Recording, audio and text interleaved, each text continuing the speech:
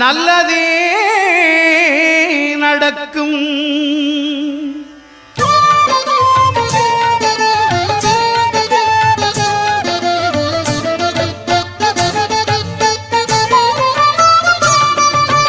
ஒன்பது கோளும் ஒன்றாய் காண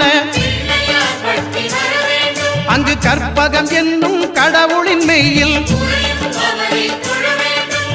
ஒன்பது கோளும் ஒன்றாய் காண அங்கு கற்பகம் என்னும் கடவுளின் மெய்யில் சூரியன் முதலாய் 9 கிரகமும் பலவித குணங்களை கொண்டிருக்கும். எங்கள் கற்பக தருவில் அவை வரும்போது ஒன்றாய் சேர்ந்து பலனளிக்கும்.